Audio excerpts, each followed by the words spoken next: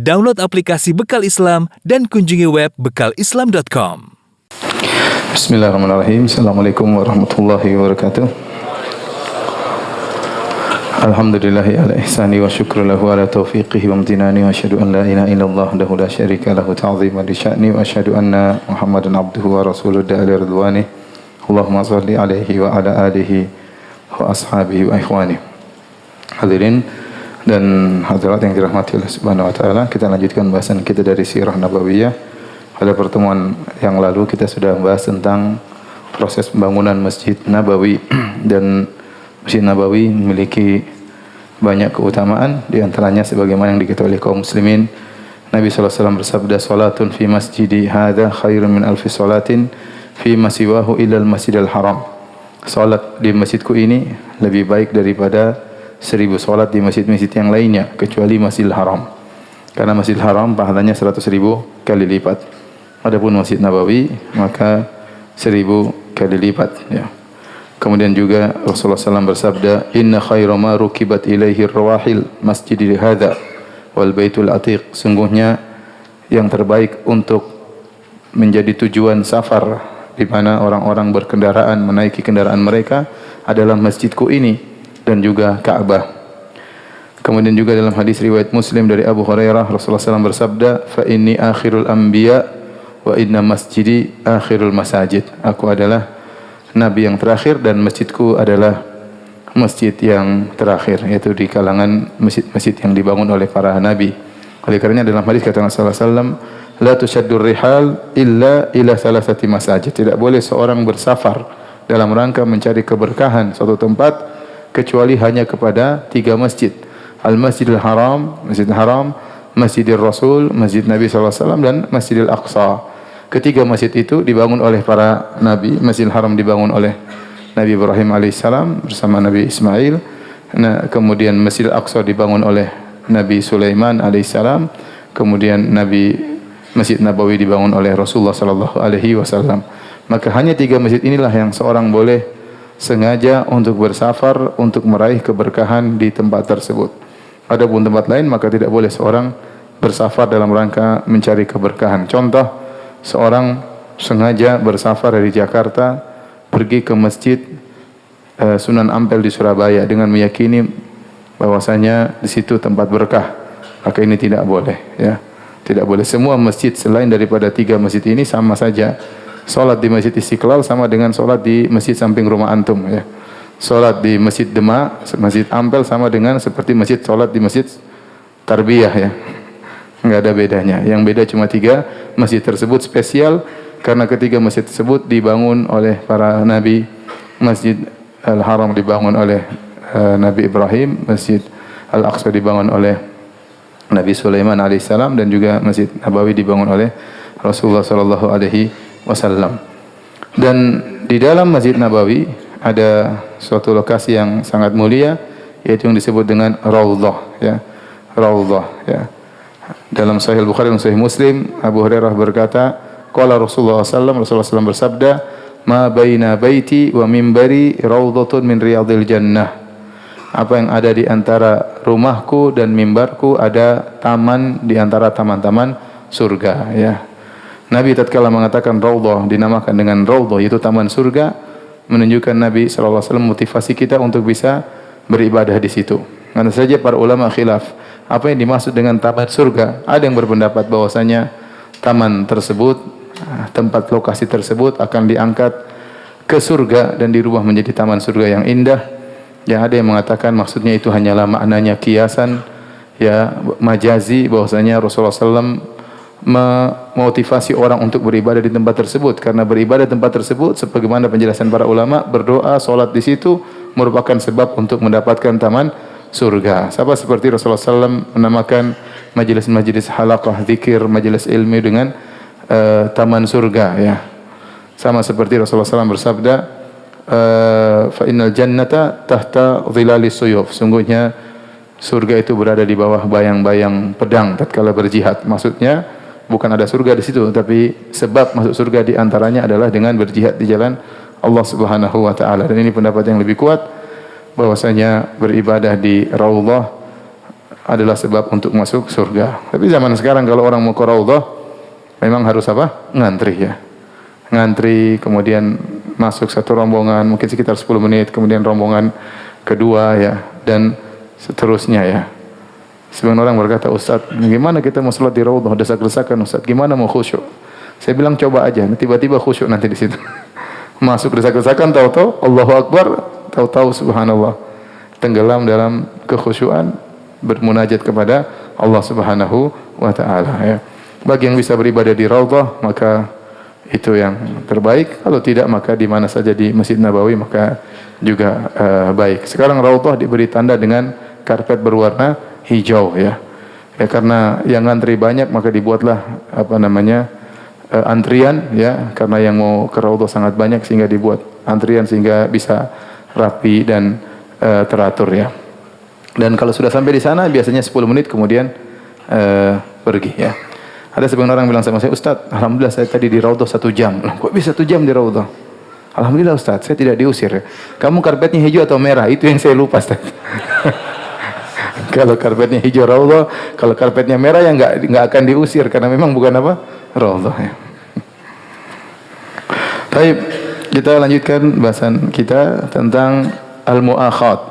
Nizam al-mu'akhat, yaitu suatu aturan yang dibuat oleh Nabi untuk menjalin persaudaraan antara kaum muhajirin dengan kaum ansar. Terjadi 2 mu'akhat, yaitu antara kaum muhajirin dan antara kaum muhajirin dengan kaum ansar ya. Tujuannya yaitu agar mereka bisa saling menolong di antara mereka. Karena kaum muhajirin yang berhijrah ke kota Madinah rata-rata mereka adalah orang-orang tidak mampu, atau mereka orang-orang kaya tetapi mereka harus meninggalkan harta mereka dalam rangka untuk bisa beribadah di jalan Allah, bisa beribadah di kota Madinah tanpa diintimidasi, tanpa diganggu oleh orang-orang kafir Quraisy. Ya, saking begitu kuatnya persaudaraan tersebut sampai-sampai dahulu ya, kalau ada di antara mereka yang meninggal maka saling mewariskan ya, saling mewariskan. Padahal mereka tidak ada hubungan nasab ya, satu muhajiri, satu ansari. Begitu dipersaudarakan, kalau salah seorang di antara mereka ada yang meninggal maka saling mewariskan. Karena persaudaraan tersebut yang bikin adalah Nabi sallallahu alaihi wasallam. Sampai akhirnya dimansuhkan tatkala kaum muhajirin yang dibantu oleh kaum ansar sudah bisa mandiri, sudah bisa tidak lagi bertumpu kepada yang ansari, maka turunlah firman Allah, wa ulul arhami ba'dhuhum aula bi ba'dhin fi kitabillah.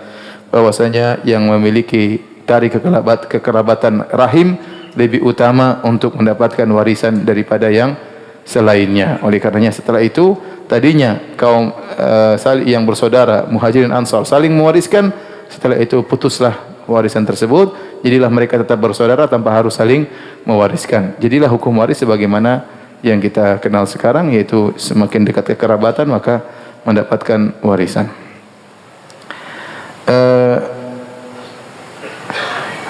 Sebagaimana saya singgung tadi bahwasanya nizam ta'akhi atau al-mu'akhat, aturan persaudaraan ini dilakukan oleh Nabi sallallahu alaihi wasallam 2 kali ya. Yang pertama adalah di antara kaum muhajirin dengan kaum muhajirin yang lainnya. Dan ini terjadi di Mekah ya, sebagaimana disebutkan dalam buku-buku sirah ya, karena kaum muhajirin pun mereka bertingkat-tingkat. Ada di antara mereka yang kuat, ada di antara mereka yang lemah, ada di antara mereka yang kaya, ada di antara mereka yang miskin. Maka Nabi mempersaudarakan, kamu bersaudara dengan si fulan, meskipun tidak ada hubungan kekerabatan, kamu bersaudara dengan si fulan, agar mereka lebih saling perhatian di antara mereka, satu membantu yang lain. Jadi Nabi tidak membuat persaudaraan umum. Persaudaraan umum sudah jelas, tapi Nabi lebih mengkhususkan spesifik lagi, si fulan dengan si fulan, kamu dengan si fulan, kamu dengan si fulan, sehingga dia benar-benar bisa fokus membantu saudaranya tersebut. Artinya bagi-bagi tugas, bagi-bagi tugas. Inilah yang pertama kali Nabi kerjakan, nizam ta'akhi di kota Mekah. Seperti Rasulullah SAW pernah mempersaudarakan antara Zubair bin Awam dengan Ibnu Mas'ud radhiyallahu ta'ala anhuma ya, dan satu dan yang lainnya. Taib. Yang kedua nizam ta'akhi, aturan persaudaraan yang Rasulullah bikin lagi tatkala terjadi hijrah dari Mekah menuju kota Madinah. Maka Rasulullah SAW berkata, ta'akhu fillah akhawain akhawain. Hendaknya kalian saling bersaudara, dua orang. Kata Nabi, akhawain akhawain, dua orang. Maka Abu Bakar As-Siddiq radhiyallahu taala anhu bersaudara dengan Kharijah bin Zaid. Kharijah bin Zaid Ansari. Abu Bakar As-Siddiq apa? Muhajiri. Umar bin Khattab bersaudara dengan Itban bin Malik. Umar bin Khattab Muhajiri, Itban Ansari. Jadilah mereka berdua bersaudara. Abu Ubaidah bin Al-Jarrah radhiyallahu anhu Muhajiri dipersaudarakan dengan Abu Talhah Al-Ansari radhiyallahu taala anhu, menjadilah dua bersaudara. Abdurrahman bin Auf radhiyallahu anhu Muhajiri dari Muhajirin bersaudara dengan Sa'ad bin Rabi' Al-Ansari dari kota Madinah, jadilah mereka bersaudara. Ja'far bin Abi Talib bersaudara dengan Mu'adz bin Jabal. Musa bin Umair bersaudara dengan Abu Ayyub Al-Ansari. Abu Dzar Al-Ghifari bersaudara dengan Munzir bin Amr. Wa Salman Al-Farisi bersaudara dengan Abu Darda. Salman Al-Farisi bersaudara dengan siapa? Abu Darda. Makanya dalam hadis kita dapati Salman mengunjungi secara khusus Abu Darda, karena mereka berdua dipersaudarakan oleh siapa? Nabi sallallahu alaihi wasallam. Di antaranya Talha bin Ubaidillah Al-Ansari Al-Muhajiri disaudarakan dengan Ka'ab bin Malik Al-Ansari radhiyallahu taala anhuma. Kemudian Az-Zubair bin Al-Awwam Al-Muhajiri dipersaudarakan dengan Salamah bin Waqsh Al-Ansari. Bilal bin Rabah radhiyallahu anhu dari kalangan Muhajirin dipersaudarakan dengan Abi Ruwaihah Al-Khaz'ami Al-Ansari radhiyallahu taala anhu. Maka akhirnya setelah dipersaudarakan, mereka pun saling perhatian di antara mereka. Sampai-sampai ya kaum Ansar mereka yu'thiruna ala anfusihim. Mereka mendahulukan walau kana bihim khasasa, mereka mendahulukan keperluan kaum Muhajirin ya daripada diri mereka sendiri, padahal mereka juga membutuhkan. Makanya Allah Subhanahu wa taala dalam Al-Qur'an memuji kaum Muhajirin, kemudian Allah memuji kaum Ansar. Kata Allah Subhanahu wa taala, lil fuqara'i al-muhajirin alladziina ukhriju min diyarihim amwalihim yabtaguna fadlan min Allahi wa ridwana wa yansuruna Allah wa rasulahu ulaika humus shadiqun. Mereka yang diusir dari negeri mereka dan meninggalkan harta mereka, ukhriju min diyarihim amwalihim, yaitu kaum Muhajirin harus pergi meninggalkan negeri mereka dan meninggalkan harta mereka. Banyak di antara mereka kaya tapi harus meninggalkan harta mereka. Kenapa mereka pergi ke kota Madinah? Yabtaguna fadlan minallahi wa ridwana. Mereka mencari karunia dari Allah dan mencari keridhaan Allah Subhanahu wa taala. Allah puji niat mereka. Mereka hijrah karena ikhlas kepada Allah Subhanahu wa taala. Kata Allah Subhanahu wa taala, "Wa yansuruna Allah wa rasulah." Dan kaum Muhajirin menolong Allah dan Rasulnya, ulaika humus shadiqun. Mereka adalah orang-orang yang imannya tulus, imannya benar. Setelah itu Allah memuji kaum Ansar.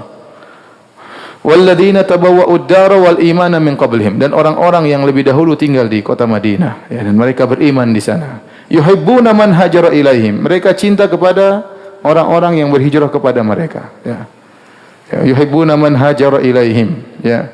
Wala yajiduna fi sudurihim hajatan mimma utu, dan mereka tidak mendapatkan dalam diri mereka hasad kepada kaum Muhajirin.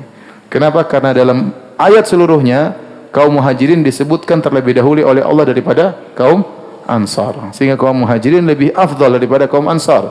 Tapi kata Allah, wala yajiduna fi sudurihim hajatan mimma utu, mereka tidak mendapati hasad dalam diri mereka atas apa yang diberikan kepada kaum Muhajirin. Bahkan kata Allah, wa yu'thiruna ala anfusihim, bahkan mereka mendahulukan kepentingan Muhajirin daripada kepentingan mereka sendiri. Walau kana bihim khasasa, padahal mereka juga perlu. Kata Allah, ma yuqashuha nafsihi fa ulaika humul muflihun. Barang siapa yang dijauhkan dari rasa pelit, maka mereka itulah orang-orang yang beruntung. Setelah itu Allah sebutkan orang ketiga. Siapa golongan ketiga? Golongan pertama Muhajirin, golongan kedua Ansar, golongan ketiga adalah kita-kita.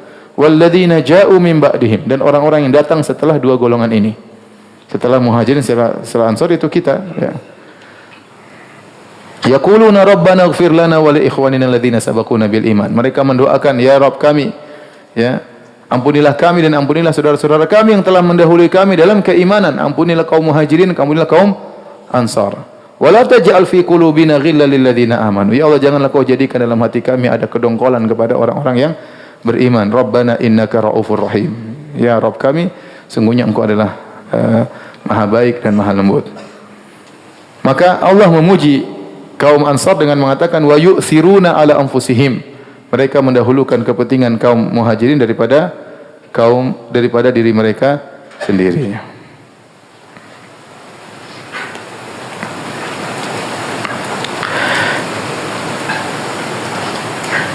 Di antara contoh yang sangat luar biasa yang diabadikan dalam hadis ya adalah dalam Sahih Bukhari, Sahih Muslim adalah kisah persaudaraan antara Abdurrahman bin Auf dan Sa'ad bin Rabi'. Sa'ad bin Rabi' berkata kepada Abdurrahman bin Auf, "Inni aktsarul ansari mala." Ya, Abdurrahman adalah muhajiri, Sa'ad bin Rabi' adalah ansari. Ansari maksudnya dari kota Madinah, muhajiri maksudnya dari kota Mekah. Maka waktu dipersaudarakan, maka Sa'ad bin Rabi' berkata kepada Abdurrahman bin Auf, "Ini aktsarul ansari mala." Aku adalah orang Ansar yang paling kaya. Faqsim mali nisfain. Maka aku akan bagi hartaku menjadi dua ya.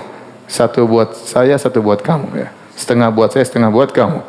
Walimra'atani fanzur a'jabahuma. Dan saya punya dua istri, lihatlah mana yang paling kau sukai di antara keduanya. Fasammiha li, sebutkan namanya yang mana ya.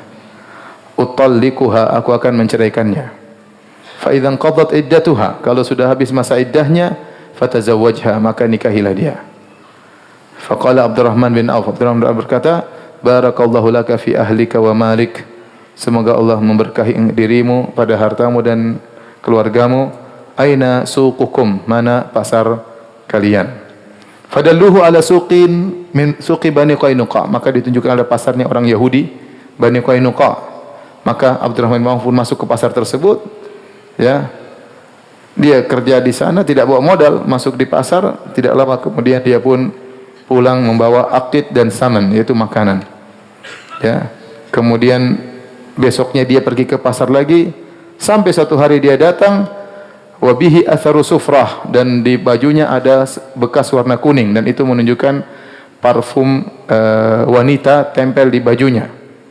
Karena parfum para wanita berwarna ya, parfumnya laki-laki tidak berwarna. Demikian para ulama mengatakan. Faqala lahu Nabi sallallahu alaihi wasallam. Waktu Nabi lihat ada bekas parfum perempuan di bajunya, Nabi bertanya, "Mahyam, ada apa ini? Kok ada parfum apa cewek di bajumu?" Kira-kira begitulah. Akhirnya dia mengatakan, "Tazawwajtu imra'atan minal ansar." Ya Rasulullah, aku telah menikahi seorang wanita dari kaum Ansar. Kata Rasulullah SAW, "Ma sukta fiha?" Apa maharnya? Kata beliau, "Wazna nawatin." Yaitu 5 dirham. 5 keping emas. Faqala, "Aulim walau bisyah." Bikinlah walimah meskipun hanya menyembelih seekor kambing. Ini kisah menakjubkan ya, kalau tidak datang dari hadis-hadis yang sahih maka kita bilang ini hanyalah khayalan ya. Bagaimana Abdurrahman bin Auf yang tadinya kaya raya tiba-tiba miskin mendadak, harus meninggalkan hartanya, meninggalkan kekayaannya, meninggalkan perdagangannya menuju kota Madinah, hidup tiba-tiba miskin mendadak. Makanya Nabi SAW kemudian persaudarakannya dengan Sa'ad bin Rabi' yang merupakan orang kaya raya, biar sekufu sepadan ya. Ini dulu orang kaya, sekarang miskin mendadak ya. Ada orang miskin bertahap, ada ya. Pelan-pelan, pelan-pelan, pelan-pelan, pelan-pelan bertahap. Ternyata naik mobil, kemudian naik motor, kemudian numpang mobil orang, kemudian numpang motor orang, naik sepeda, jalan kaki, bertahap tapi ya, bertahap. Ada yang tiba-tiba udah tahu-tahu hancur, tahu-tahu sahamnya hancur, tahu-tahu tiba-tiba miskin mendadak. Dan ini berat dirasakan oleh Abdurrahman bin Auf. Dan dia mungkin tidak tahu, mungkin istrinya sudah masuk Islam atau tidak. Mungkin dia harus meninggalkan istrinya yang masih musyrik, kita tidak tahu. Intinya dia datang dalam kondisi tidak punya istri. Dipertemukan dengan Sa'ad bin Rabi'. Maka Sa'ad bin Rabi' mengatakan, "Saya jangan khawatir, saya termasuk orang kaya di kota Madinah. Saya bagi harta 2, 1 buat kamu, setengah buat kamu, setengah buat saya." Dan ini luar biasa ya. Apakah ada orang di zaman sekarang seperti itu? Kalau antum praktekkan gampang. Antum ambil ya daftar harta antum, antum bilang sama saya, "Ustaz Firanda, ini harta saya. Setengah buat ana, setengah buat antum." Jangan antum bilang, "Ustaz, ini utang saya, setengah buat saya, setengah buat antum." Ini ajaib ya, ada orang membagi hartanya setengah harta. Ini di zaman, dan ini mungkin karena guru mereka adalah siapa? Nabi Shallallahu Alaihi Wasallam. Kalau zaman sekarang tidak mungkin karena gurunya model-model kita begini. Zaman dulu ada seperti ini. Sekarang aja ada orang nyumbang terus habis itu tanya sama saya, Ustaz, saya kemarin nyumbang sekian-sekian. Saya menyesal Ustaz, kebanyakan katanya. Subhanallah. Ternyata bukan cuma itu. Tawarkanlah istrinya. Saya punya 2 istri. Ya. Tinggal kamu lihat mana yang kau sukai. Bukan dia mengatakan mana yang paling jelek, tidak. Mana yang kau sukai, sebut aja namanya. Aku akan menceraikannya. Kalau sudah habis masa iddahnya, silakan kau nikahi. Ini isar. Isar itu mendahulukan keperluan orang lain daripada diri sendiri. Yang sangat luar biasa. Yang subhanallah ini pernah terjadi di zaman para sahabat radhiyallahu taala anhum ajma'in. Ya, oleh karenanya apakah akan ada seperti lagi? Ya, saya rasa Allah alam mungkin sudah tidak ada ya. Ya, harta, bayangkan. Saya tinggal di Madinah 15 tahun, belum ada kaum Ansor yang menawarkan seperti ini ya. 15 tahun lah di Madinah. Ini baru datang aja sudah ditawarin. Ini 15 tahun, belum ada yang tawarin kepada saya setengah hartanya. Enggak usah setengah, 1/10 juga belum ada. Belum ada sampai sekarang dari kaum Ansor. Bukannya kaum orang Madinah tidak, mereka baik-baik, tapi sampai derajat Sa'ad bin Rabi' belum ada menawarkan setengah hartanya. Ya, apalagi yang menawarkan istrinya. Tidak ada. Kalau antum jelas tidak mungkin karena istri antum cuma 1. Luar biasa ya. Ya. Guru saya dulu di Madinah cerita tentang kisah ini. Kemudian mengatakan, orang-orang protes kepada kami penduduk kota Madinah. Aina dhahabal ansar? Kemana perginya orang-orang Ansar yang membagi harta mereka setengah buat saudaranya? Maka jawaban kami, orang-orang Ansar sudah pergi bersama orang-orang Muhajirin yang kalau dikasih tidak terima. Bukankah Abdurrahman bin Auf waktu dikasih terima atau tidak? Tidak. Dia mengatakan, dullani ala suq. Saya bisa kerja. Ya, enggak, tunjukkan kepadaku mana pasar. Subhanallah. Dia masuk ke pasar hari itu tidak ada modal. Masuk kerja. Ini pasar bukan pasar orang Betawi, ini pasar Yahudi nih yang dia masuk ini. Pasar Yahudi, bukan pasarnya orang Padang ini. Bukan. Ini Yahudi dia masukin. Dia masuk di pasar Yahudi, ternyata dia bisa untung dari orang-orang Yahudi. Luar biasa. Dia masuk, akhirnya dia dapat akid dan samin. Akid semacam susu yang dikeringkan, samin yaitu semacam minyak. Jadi makanan. Kemudian besok dia kerja lagi, tahu-tahu dia sudah dapat emas. Akhirnya dia pun menikah dengan apa? Seorang wanita Ansar. Sampai Nabi mengatakan, Mahyam, ada apa dengan engkau wahai Abdurrahman bin Auf? Ternyata dia sudah menikah radhiyallahu taala anhum ajma'in.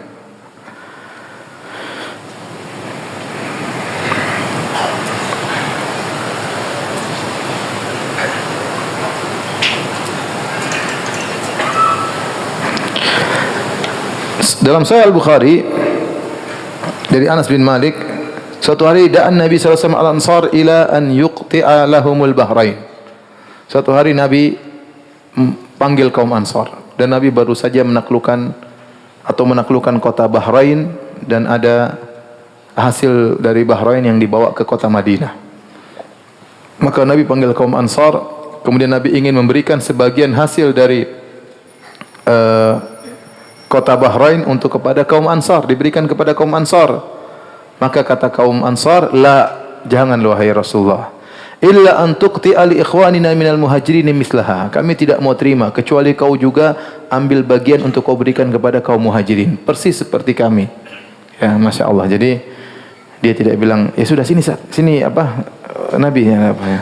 Muhajirin bukan urusan gua, pokoknya gua dapat, enggak. Sampai mereka pasarkan, jangan berikan kepada kami sampai anda juga berikan kepada kaum muhajirin. Maka Rasulullah SAW berkata, innakum satarawna ba'di atharah. Sungguhnya sepeninggalku kalian akan melihat atharah, yaitu sekelompok orang yang hanya mengutamakan dirinya sendiri. Fasbiru hatta talqauni alal haud. Bersabarlah kalian sampai kalian bertemu dengan aku di al-haud, di telaga Nabi sallallahu alaihi wasallam.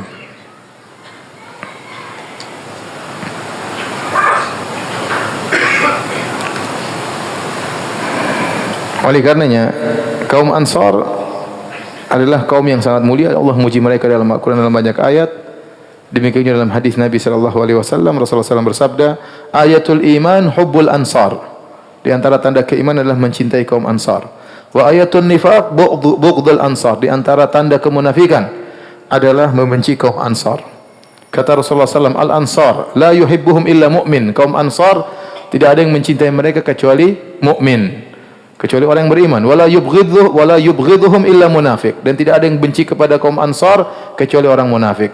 Faman ahabbahum ahabbahullah. Barang siapa mencintai mereka, maka dia akan dicintai oleh Allah. Waman abghadahum, barang siapa yang benci kepada kaum Ansar, abghadahullah, maka Allah akan benci kepadanya. Ya. Ini menunjukkan keutamaan kaum Ansar dan terlalu banyak hadis akan hal tersebut. Kata Nabi SAW, laulal hijratu lakuntu imra'an minal ansar. Kalau bukan karena hijrah, tentu aku sudah gabung menjadi kaum Ansar. Walau salakan nasu wadiyan, wa salakatil ansar wadiyan aw syi'ban, la salaktu wadiyal ansar aw syi'bal ansar. Seandainya orang-orang melewati suatu jalan dan kaum Ansar melewati suatu jalan, aku akan lewat jalannya kaum Ansar. Tetapi Nabi tetap muhajirin karena dia berhijrah dari Mekah menuju Madinah. Seandainya tidak ada hijrah, tentu aku akan menjadi seorang Ansari. Dalam riwayat yang lain kata Nabi SAW menjelang beliau meninggal dunia, beliau naik di atas mimbar, kemudian beliau berkhutbah, beliau berkata, usikum bil ansar fa innahum karshi wa aibati. Kata Nabi, aku wasiatkan kalian wahai para sahabatku untuk berbuat baik kepada kaum Ansar. Fa innahum karshi wa aibati, sungguhnya mereka adalah orang-orang khususku dan mereka yang telah menaungku. Wa qad qadaw alladhi alaihim, mereka telah menunaikan apa yang kewajiban mereka. Wa baikal ladzi lahum, dan tinggal mereka menunggu ganjaran dari Allah Subhanahu wa taala. Faqbalu min muhsinihim, kalau ada orang baik di antara kaum Ansar maka terima dia. Wa tajawazu an musiihim, kalau ada yang salah dari kaum Ansar yang buruk, maafkan, kata Nabi sallallahu alaihi wasallam. Nabi juga berkata ya kepada seorang dari kaum Ansar, Rasulullah SAW berkata, walladzi nafsi biyadihi innakum ahabbun nasi ilayya, demi zat yang jiwaku berada di tangannya, sungguhnya kalian adalah orang yang paling aku cintai. 2 kali Nabi SAW mengucapkan demikian. Baik, kita lanjutkan bahasan berikutnya tentang Kitabatus Sahifah yang disebut dengan Wathiqatul Madinah, Piagam Madinah kalau orang bilang, Piagam apa? Madinah. Masalah Piagam Madinah ini datang dalam beberapa riwayat, sebagian riwayat dalam Sahih Bukhari, dalam Sahih Muslim, tapi dia hanya cuplikan-cuplikan kecil dari bunut, dari poin-poin yang tertulis dalam Piagam Madinah tersebut. Kebanyakan poin-poinnya datang dalam riwayat-riwayat yang lemah, ya. Dalam riwayat yang lemah. Tetapi sebenarnya mengatakan saling menguatkan satu dengan yang lainnya.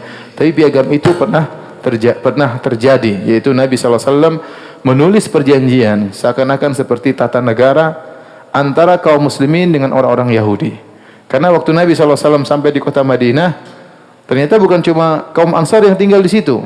Ada kelompok-kelompok lain yang tinggal, seperti di antaranya orang-orang Yahudi. Di situ ada 3 suku besar dari Yahudi, pertama Bani Qainuqa, kemudian Bani Quraidah dan Bani An-Nadir. Bani Nadir. Jadi ada 3 suku, Bani Qainuqa, Bani Quraidah dan Bani Nadir. Maka Nabi SAW perlu menulis suatu perjanjian yang disepakati oleh kaum muslimin dan disepakati oleh mereka berkaitan dengan negara yang mereka tinggal bareng-bareng di situ. Ya. Bagaimana kalau ada musuh datang dari luar? Bagaimana kalau ada Quraisy datang menyerang? Karena Nabi sudah diperangi oleh orang Quraisy sejak Nabi di sana. Dan kemungkinan besar mereka akan datang menyerang kota Madinah. Maka Nabi harus mengamankan, harus ada perjanjian dengan sesama penduduk kota Madinah. Di antara penduduk kota Madinah orang-orang Yahudi. Ini perkara duniawi, ya. Tidak jadi masalah, ya. Perlu ada perjanjian di antara muslim dengan non-muslim yang disepakati bareng-bareng, ya. Namun ternyata orang Yahudi mengkhianati perjanjian tersebut. Mulai dari Bani Qainuqa, kemudian pengkhianatan dari Bani Nadir, kemudian terakhir Bani Quraidah dalam perang Khandaq. Mereka pengkhianat seluruhnya. Tapi asalnya Nabi membiarkan mereka tinggal di kota Madinah. Nabi tidak memaksa mereka untuk masuk Islam, tapi Nabi terus dakwahi mereka. Nabi membiarkan mereka menjalankan aktivitas mereka sebagai seorang Yahudi, beribadah dengan agama mereka. Nabi biarkan. Enggak ada masalah. Ya. Namun akhirnya mereka berkhianat, akhirnya diusir oleh Rasulullah sallallahu alaihi wasallam.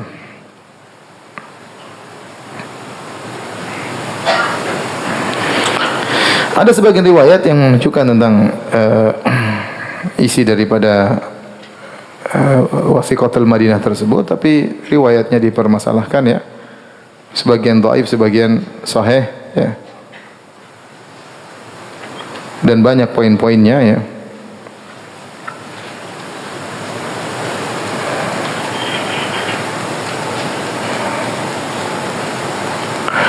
Di antaranya isi poin dari, jadi ada poin-poin berkaitan antara kaum muslimin dan ada poin-poin berkaitan antara kaum muslimin dengan orang Yahudi. Ya. Di antaranya Nabi berkata dalam poin tersebut disepakati oleh kaum muslimin dan orang Yahudi, yunfiqul yahudu ma'al mu'minin madamu muharibin. Bahwasanya kalau ada peperangan, ya, maka yang berinfak, artinya yang ikut andil dalam pembelian persenjataan peperangan adalah Yahudi dan kaum muslimin seluruhnya sebagai warga negara. Ya, yang perang jangan orang Islam aja. Orang Islam dan Yahudi juga ikut perang membela apa? Negara. Kemudian Nabi SAW berkata, Yahudu bani Aufin ummatun ma'al mu'minin. Lil Yahudi dinuhum walil muslimina dinuhum. Yahudi dari bani Auf, salah satu umat bergabung bersama kaum mukminin, mungkin ada tahaluf di antara mereka, ada persekutuan, perjanjian. Namun kata Nabi, lil Yahudi dinuhum, bagi Yahudi agama mereka, walil muslimina dinuhum, kaum Islam juga ada agama mereka sendiri. Ya.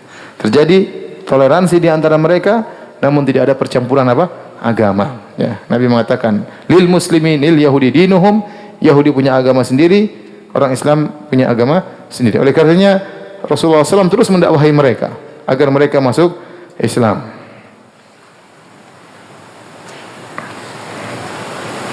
Kemudian ada poin-poin yang berkaitan dengan aturan kota Madinah secara umum ya, bahwasanya kota Madinah adalah tanah haram dari sini sampai sini. Di situ dijelaskan oleh Nabi sallallahu alaihi wasallam dalam perjanjian tersebut yang disebut dengan Wathiqatul Madinah, perjanjian piagam Madinah. Piagam Madinah ini ya sering dijadikan dalil oleh orang-orang liberal untuk menyatakan bahwasanya semua agama benar. Ya, saya tidak tahu dari mana mereka mengatakan demikian. Ini salah satu dari pembahasan yang saya tulis dalam disertasi saya, karena sebagian liberal Indonesia, orang liberal Indonesia menjadikan ini sebagai dalil bahwasanya Nabi mengakui kebenaran agama Yahudi. Padahal tidak ada dalam bunut, dalam poin-poin kesepakatan tersebut, tidak ada. Bahkan Nabi berkata, walil Yahudi dinuhum walil muslimina dinuhum. Yahudi punya agama sendiri, orang Islam punya agama sendiri. Nabi tidak mengatakan mereka di atas tauhid, Nabi tidak mengatakan mereka masuk surga, bahkan Nabi mendakwahi mereka. Ini hanya sekedar kesepakatan kenegaraan. Itu boleh-boleh saja. Kita tidak usah dalam skala negara. Misalnya dalam skala kelurahan atau skala kecamatan, kita kumpul dengan orang-orang mungkin non-muslim, kita duduk bareng, kita bikin kesepakatan. Masalah pos kamling misalnya, masalah keamanan, enggak ada masalah selama tidak menyelisih syariat kita. Dan ini masalah duniawi ya. Selama sepakat, baik skala kelurahan atau skala kabupaten atau skala negara, enggak ada masalah. Dan ini tidak ada kelaziman bahwasanya kita mengatakan mereka benar, mereka juga masuk surga. Enggak nyambung sama sekali. Nah, orang liberal berusaha membelotkan ya piagam Madinah sebagai dalil bahwasanya agama selain Islam juga masuk surga. Enggak ada hubungannya. Enggak ada hubungannya. Mereka maksa-maksakan dalil. Bahkan ditulis dalam disertasi S3 di salah satu IAIN di Indonesia, ya. Padahal dalilnya ngawur. Baik, kita lanjutkan pembahasan berikutnya tentang pensyariatan azan. Pensyariatan azan. Azan ya salah satu daripada syiar Islam ya, dan tidak boleh ditinggalkan. Bahkan kalau di suatu negeri sepakat untuk meninggalkan azan maka diperangi. Ya, bahkan Rasulullah SAW dahulu kalau datang ke suatu negeri, Nabi SAW melihat, kalau mendengar, kalau ada azan dikumandangkan maka Nabi tidak menyerang. Tapi kalau tidak ada azan dikumandangkan, ya, maka Nabi akan serang mereka dengan tiba-tiba dengan cepat. Ini menunjukkan bahwasanya azan adalah syiar Islam, maka harus dikumandangkan, ya, sebagai bukti itu negara-negara Islam. Ya. Kalau negara di situ azan dikumandangkan, ini berarti negara Islam, ya. Kapan disyariatkan azan? Ya. Azan disyariatkan pada tahun pertama Hijriyah. Jadi sejak awal Nabi datang sudah disyariatkan, awal-awal kedatangan Nabi disyariatkan azan. Dahulu sebelum ada azan, bagaimana mereka salat? Kata Ibnu Umar radhiyallahu anhuma, "Kana al-muslimuna hina qadimul Madinata yajtami'una fayatahayyanuna as-salata." Ya, sudah diwajibkan salat 5 waktu.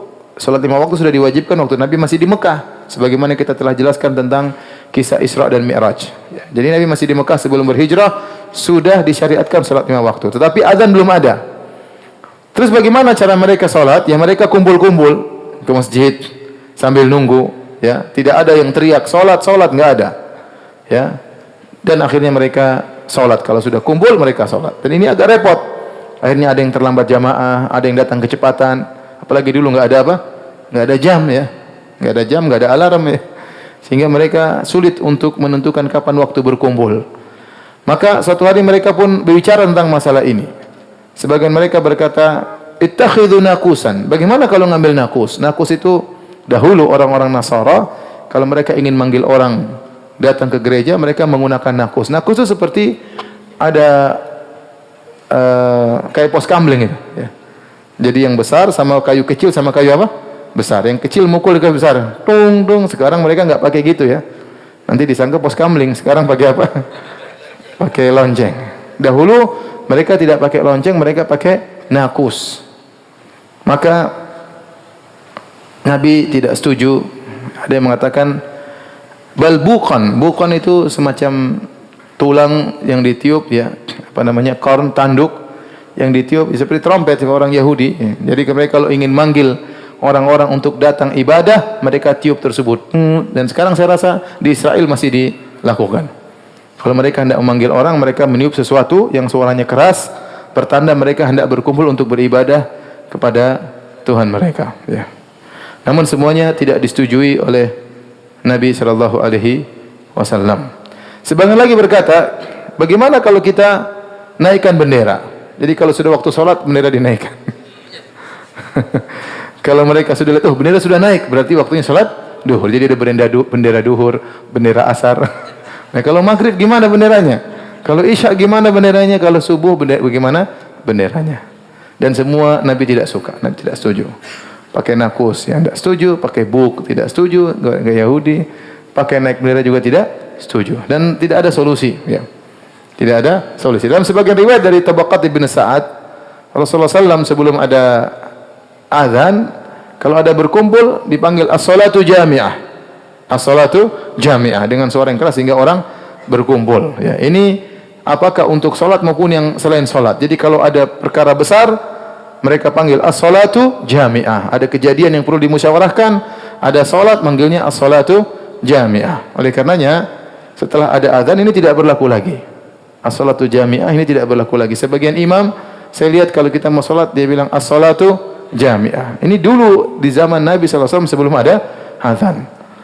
Sebagian ulama berpendapat masih berlaku pada salat-salat yang tidak ada azan seperti salat gerhana. Ya, yang tidak ada azannya maka boleh mengatakan apa? As-salatu jami'ah. Tapi kalau salat 5 waktu enggak perlu mengatakan as-salatu jami'ah karena telah datang penggantinya yaitu azan. Nah, bagaimana kemudian munculnya azan? Ya. Abdullah bin Zaid al-Ansari radhiyallahu anhu cerita, "Bainama ana naim, idh tafa bi minal laili ta'ifun." Tatkala aku sedang tidur, dia mimpi. Tiba-tiba ada seorang yang sedang berputar, ya, datang kepadaku. Wa ana naimun rajulun alaihi thawbani akhdaran. Aku sedang tidur, tiba-tiba ada orang datang, dia berputar-putar, orang tersebut pakai 2 buah kain yang berwarna hijau. Mungkin atasan hijau, bawahan juga hijau. Wa fi yadihi naqusun yahmiluhu, dan dia bawa tadi kayak pentungan tadi, ya, nakus dia bawa. Fakultu, aku berkata kepada orang ini, "Ya Abdullah, wahai fulan, atabi'un naqus, apa kau jual itu naqus?" Ini mimpi, dia mimpi. Qala wa ma tasna'u bihi, apa yang ingin kau lakukan dengan naqus ini? Ad'u bihi ila salat, aku ingin manggil orang dengan benda ini, tung tung tung tung, sehingga orang datang untuk apa? Salat. Ya. Subhanallah, orang soleh dalam mimpi juga yang dipikirkan apa? Ibadah. Sampai ke bawah apa? Mimpi. Ya. Orang terkadang mimpinya macam-macam. Ini mimpinya sampai seperti ini, karena dia memikirkan bagaimana supaya bisa manggil orang kumpul. Orang ini berkata, "Afala adulluka ala khairin min dzalik?" Maukah aku tunjukkan kepada engkau dengan cara yang lebih baik daripada ini? Qultu bala, aku berkata tentu. Qala taqul, ucapkan saja, enggak usah pakai pukul-pukulan. Allahu akbar, Allahu akbar. Allahu akbar, Allahu akbar. Asyhadu an la ilaha illallah, asyhadu an la ilaha illallah. Asyhadu anna Muhammadan Rasulullah, asyhadu anna Muhammadar Rasulullah. Hayya 'alas shalah, hayya 'alas shalah, hayya 'alal falah, hayya 'alal falah. Allahu akbar, la ilaha illallah. Tsumma ista'khara ghairu ba'id, kemudian dia mundur sedikit atau dia tunda sedikit. Tsumma qala, kemudian dia berkata, taqulu idza aqamta shalat, dan kau ucapkan lagi kalau salat sudah ditegakkan atau hendak ditegakkan, Allahu akbar, asyhadu an la ilaha illallah, asyhadu anna Muhammadar Rasulullah, hayya 'alas shalah, hayya 'alal falah, qad qamatis shalah, qad qamatis shalah. Allahu akbar, la ilaha illallah. Qomat. Diajar dalam mimpi tersebut. Abdullah bin Zaid Al-Ansari radhiyallahu anhu berkata, "Falamma asbahtu ataitu Rasulullah sallallahu alaihi wasallam." Tatkala pagi hari, aku bangun dari tidurku, aku datangi Rasulullah sallallahu alaihi wasallam. Fa akhbartu bima ra'ait, aku kabarkan tentang apa yang aku lihat. Maka Nabi berkata, "Innaha la ru'ya haqqin insyaallah." Ini adalah mimpi yang benar insyaallah. Kum fa'alqi ala Bilal ma ra'ait. Ajarkanlah kepada Bilal apa yang kau telah lihat dalam mimpimu. Falyu'adzin, biarlah Bilal yang i'adzan. Fa innahu anda sautan minka, karena dia suaranya lebih keras. Ada yang mengatakan lebih bagus daripada suaramu. Anda ini ada makna yang disebut oleh para ulama dua. Ada yang mengatakan lebih kuat suaranya, ada yang mengatakan lebih indah suaranya daripada suaramu. Fakumtu ma'a Bilal, ya, maka aku pun berjalan bersama Bilal. Faja'altu ulqi alaihi, maka aku pun ajarkan kepada Bilal untuk mengucapkan demikian. Maka Bilal pun berteriak, Allahu akbar, Allahu akbar. Ya, azan diajari oleh Abdullah bin Zaid. Ucapan ini lagi, Allahu akbar, Allahu akbar. Waktu Bilal sedang mengumandangkan azan, Umar mendengarnya dan Umar lagi di rumah. Faqama yajur rida'ahu yaqul, maka tiba-tiba dia dengar azan tersebut, segera dia datang pergi menuju Nabi sampai sarungnya tergeret karena buru-buru di tanah. Kemudian dia berkata, walladzi ba'atsaka bil haqq laqad ra'aitu mithla ma ra'a. Sungguh aku telah lihat dalam mimpi seperti apa yang dilihat oleh Abdullah bin Zaid. Rasulullah berkata, falillahil hamd. Maka segala puji bagi Allah. Maka sejak itulah berubah atau datang syariat baru namanya syariat azan. Oleh karenanya dari sini kita tahu syariat azan, ya. Untuk azan maka dicari orang yang suaranya apa? Keras, ya. Kalau suaranya bagus juga tidak apa-apa, sebagian dalam satu tafsiran, ya. Yang penting keras bisa didengar oleh banyak orang. Kemudian dianjurkan untuk naik di tempat yang tinggi, ya. Sekarang sudah tidak perlu karena sudah ada mikrofon, ya. Ya, kalau dulu untuk suara terdengar harus naik ke atas, kemudian teriak Allahu akbar, Allahu akbar. Adapun iqamat, ya, tidak harus, karena iqamat untuk orang yang hadir.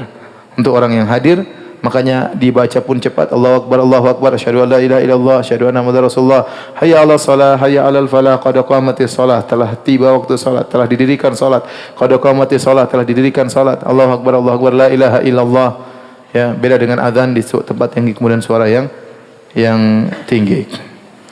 Berapakah tukang azan Nabi sallallahu alaihi wasallam? Tukang azan Nabi ada 4, yaitu Bilal bin Rabah, kemudian Abdullah bin Ummi Maktum, Abu Mahdhurah dan Sa'ad Al-Quradh, ya.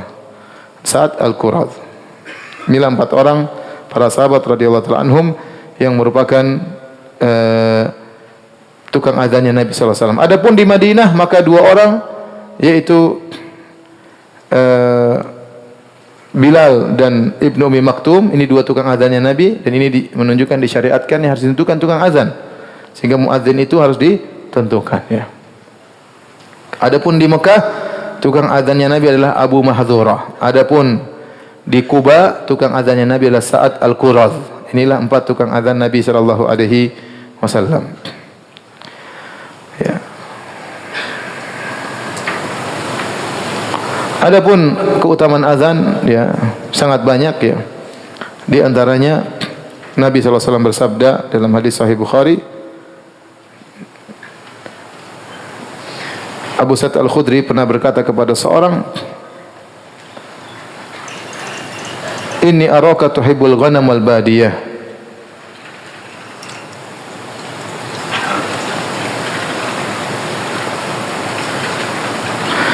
Saya melihat engkau, kata Abu Sa'id Al-Khudri kepada salah seorang, Dia berkata, saya lihat engkau suka kambing dan suka di pedesaan. Fa idza kunta fi ghanamik aw badiyatik, kalau kau ternyata sedang lagi mengembalakan kambingmu atau kau sedang berada di kampung, di pedesaan, fa adzanta bis salat, lalu kau azan untuk salat, farfa sautaka bin nida, maka angkatlah suaramu dengan azan tersebut. Fa innahu la yasma'u mada sautil muadzin jinnun wala insun wala syai'un illa syahida lahu yaumal qiyamah. Sungguhnya tidak ada yang mendengar suaramu, baik jin atau manusia atau suatu pun, kecuali akan menjadi saksi bagi muadzin tersebut pada hari kiamat kelak. Abu Sa'id Al-Khudri berkata, sami'tuhu min Rasulillah. Aku mendengar hadis ini dari Rasulullah sallallahu alaihi wasallam. Dalil bahwasanya kalau seorang lagi sendirian meskipun tidak ada orang, dia azan aja enggak apa-apa. Jin dengar, siapa tahu jin makmum di belakang dia nggak tahu. Pokoknya dia azan aja. Dia azan, kalau ada jin dengar, suatu hari di hari kiamat jin akan menjadi saksi. Ya Allah, aku pernah mendengar dia azan. Ya. Meskipun tidak ada orang. Misalnya di padang pasir, di kampung, kalau masjid jauh sudah azan sendiri, salat situ, enggak ada masalah. Kemudian di antara keutamaan azan, kata Nabi sallallahu alaihi wasallam, al-muadzdinuna atwalun nasi anaqan yaumal qiyamah. Tukang azan adalah orang-orang yang paling panjang lehernya pada hari kiamat kelak. Ini ada beberapa pendapat. Ada yang mengambil zahirnya benar-benar leher mereka panjang, tinggi, karena selama di dunia mereka sering teriak-teriak sehingga Allah muliakan mereka, mereka tertampakkan daripada yang lainnya. Ada yang mengatakan mereka leher panjang itu, leher tinggi, ibarat dari bahwasanya mereka sangat mudah mendapatkan rahmat Allah di hari yang sangat dahsyat tersebut. Ya, sampai-sampai saya katakan ada khilaf di kalangan para ulama mana yang lebih afdal, apakah muadzin ataukah imam. Sebagian ulama berpendapat imam yang lebih afdal, sebagian ulama berpendapat muadzin lebih afdal, karena seorang muadzin jika mengumandangkan azan, orang-orang datang, maka pahala orang-orang datang itu semua lari kepada dia. Karena dia yang berkata hayya 'alas shalah, marilah menuju salat. Hayya 'alal falah, marilah menuju kemenangan. Akhirnya yang tadinya tidur bangun datang salat, maka pahalanya ngalir kepada muadzin. Mana lebih afdal, muadzin atau imam? Antum pilih jadi muadzin. Baik, sampai di sini saja ya. Azan, insyaallah kita lanjutkan tanya jawab.